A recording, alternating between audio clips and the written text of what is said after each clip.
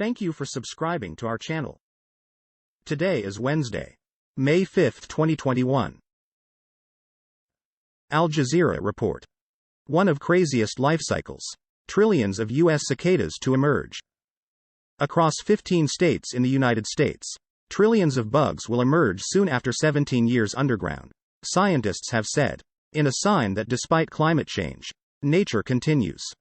Two of those scientists working in the East Coast state of Maryland sift through a shovel load of dirt in a suburban backyard, Michael Raupp and Paula Shrewsbury, to find their quarry, a cicada nymph. In maybe a third of a square foot of dirt, the University of Maryland entomologists find at least 7 cicadas, a rate just shy of 1 million per acre. CNN report. My husband was killed in a Boeing plane crash. Families like mine deserve accountability. Nawaz Connolly Ryan resides in Cork, Ireland. Her husband, Mick, was killed in the Ethiopian Airlines Flight 302 crash involving a Boeing 737 MAX. She is part a lawsuit filed against Boeing related to the ET-302 crash. The opinions expressed in this commentary are her own. Mick was just a few weeks shy of his 40th birthday when he died, and in a way, his life was just beginning. He was the global deputy chief engineer at the United Nations World Food Programme, building and designing infrastructure in the middle of conflict zones and in the wake of natural disasters. BBC report. Prince blamed for shooting one of Europe's biggest bears. They say Prince Emmanuel von und zu Liechtenstein had been granted a permit to shoot a female bear that had caused damage to some farms. But it was not a female that was shot but Arthur, a 17-year-old brown bear. The prince has not yet responded to Austrian media, and the BBC's attempts to reach him have been unsuccessful. We don't have a personal problem with the prince, Gabriel Pon of environmental group Agent Green told the BBC. BBC report. Colombia protests. What is behind unrest? Mayor Claudia Lopez requested the help of the army to guard the stations, calling the violence inadmissible. Demonstrators were gathering for fresh nationwide protests on Wednesday. At least 24 people, including a police officer, have died since the protests started. The UN has urged the security forces to refrain from using firearms. The police were believed to be responsible for at least 11 of those deaths, Colombia's ombudsman said. BBC report. EU negotiator Barnier spills Brexit secrets in new book. Mr. Barnier watched his opposite numbers come and go as the EU and UK first agonized over the terms of a transition deal and then later concluded a trade agreement. But what can we learn from his 500 pages of memoirs about the turbulent talks and what he thought of his UK counterparts? Unlike in many political diaries, Mr. Barnier resists the urge to paint vindictive pen portraits of those with whom he crosses paths. Fox report. Man fatally shot in Seattle's CHOP autonomous zone was left to die by first responders, report says. Loved ones of a man who was fatally shot in Seattle's autonomous zone plan to sue the city of Seattle, King County and Washington state, arguing that local paramedics left him to die, according to a recent report.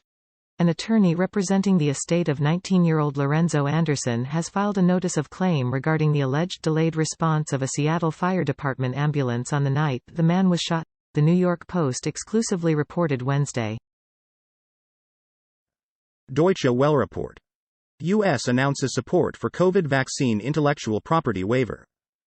The U.S. will support a proposal to waive IP protections for coronavirus vaccines, U.S. Trade Ambassador Catherine Tai announced on Wednesday. This is a global health crisis, and the extraordinary circumstances of the COVID-19 pandemic call for extraordinary measures, she wrote in a statement.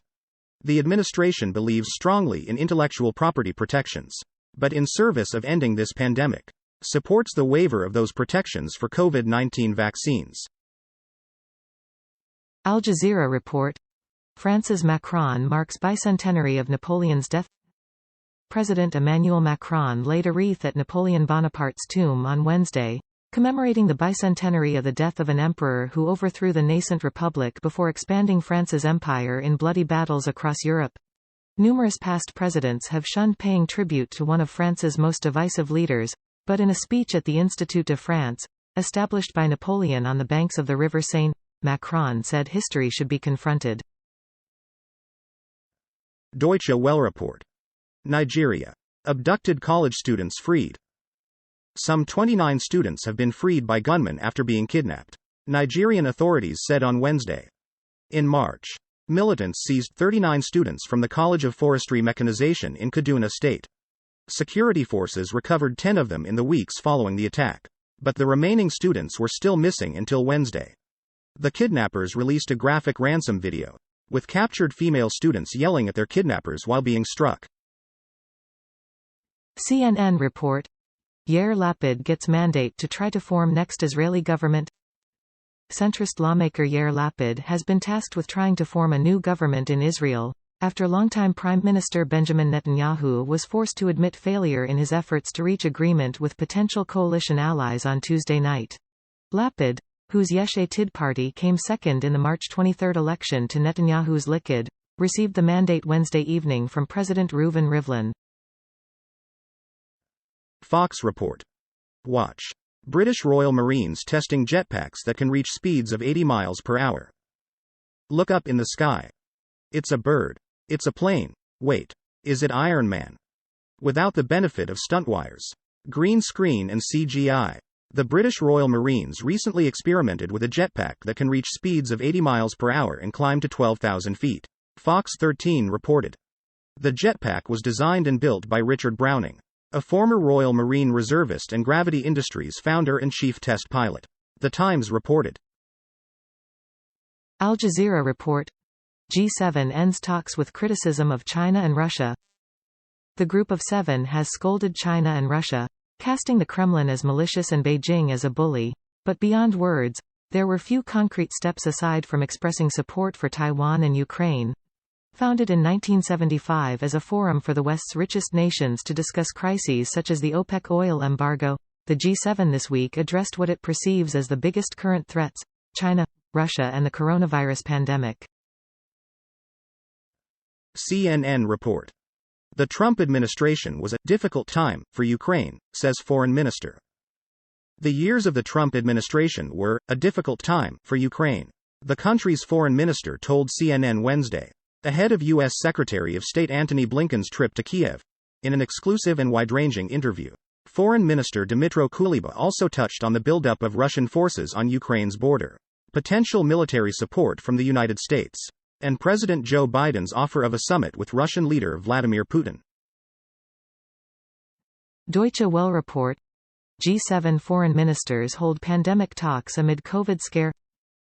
G7 talks in London on beating the coronavirus pandemic were overshadowed on Wednesday as India's Foreign Minister, Subramaniam Jaishankar, went into self-isolation amid fears he had come into contact with possible COVID-19 cases. As a measure of abundant caution and also out of consideration for others, I decided to conduct my engagements in the virtual mode. That will be the case with the G7 meeting today as well, Jaishankar wrote on Twitter. Fox report. NY murder suspect released from jail after DA failed to file an indictment. Report. A New York man accused of murder was released from jail Monday because the Ulster County District Attorney did not file an indictment against him within the timeframe mandated by law.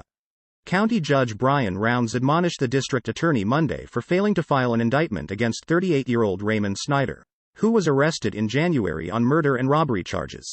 A ruling obtained by the Daily Freeman shows. CNN report. Tennessee 2-year-old who got stuck in a wooden barrel rescued by firefighters. Firefighters in Tennessee had to help bust a 2-year-old boy out of an antique wooden barrel after he climbed in and got stuck in one over the weekend.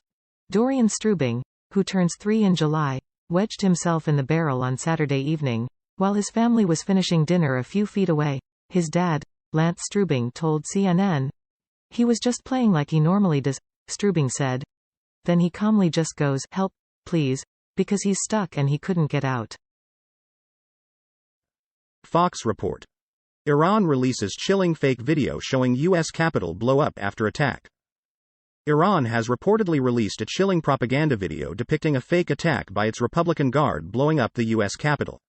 The footage showing the seat of American democracy engulfed in flames was leaked Sunday on state-controlled TV, before Ayatollah Ali Khamenei gave a speech praising the elite unit.